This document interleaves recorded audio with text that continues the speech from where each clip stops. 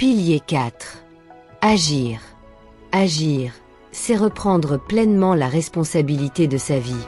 C'est cesser d'accuser les autres pour ses blessures, ses échecs ou ses souffrances, et reprendre avec fermeté le gouvernail de son propre navire. Après avoir fait un véritable bilan intérieur, l'être humain découvre les illusions, les mensonges et les masques qu'il avait construits simplement pour survivre. Alors vient le moment de choisir non plus seulement de survivre, mais de vivre réellement, respirer profondément, libérer les poisons accumulés dans le corps et dans l'esprit, puis avancer avec conscience. Retirer les masques que l'on croyait être sa véritable identité exige des actions concrètes. La balance de Mahat demande à chacun de marcher dans la vérité avec lui-même, de ne plus agir sous l'emprise d'émotions destructrices, mais de déposer le poids de chacun de ses actes dans la balance afin de transformer sa destinée.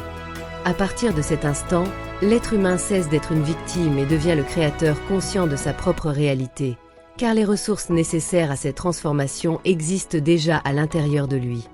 Tout accomplissement véritable demande de la détermination, de la constance et de la discipline.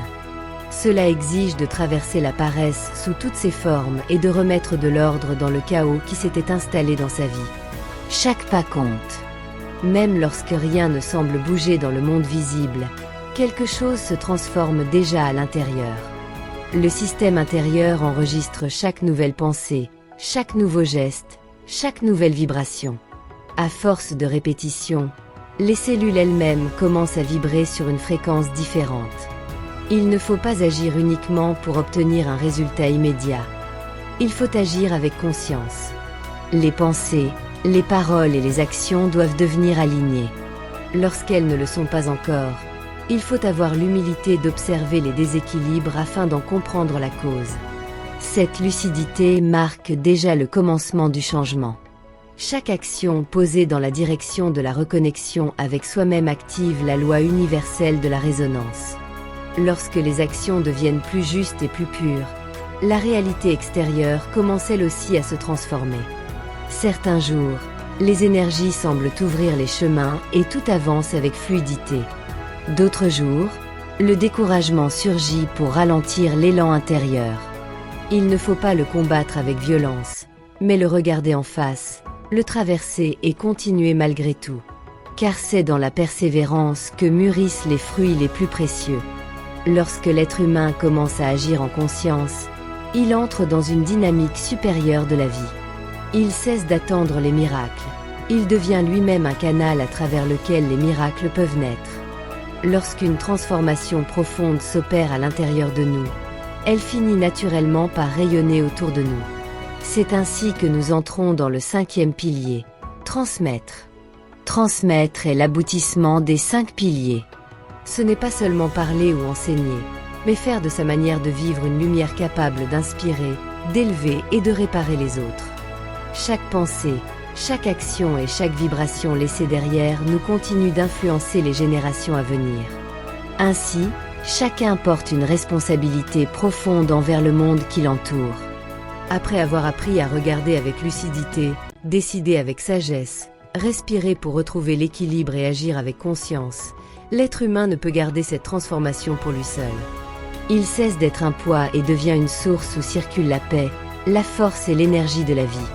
La philosophie Kemet enseigne que nous sommes les héritiers d'une grande chaîne d'ancêtres bienveillants.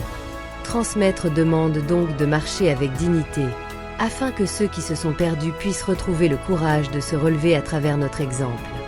Le véritable héritage ne réside pas dans les paroles, mais dans la qualité de l'être que nous devenons. Aucune action accomplie avec conscience n'est perdue. Chaque geste juste, chaque parole sincère et chaque lumière allumée dans une âme deviennent des graines semées dans l'avenir. On ne peut changer personne par la force, on peut seulement devenir un exemple vivant.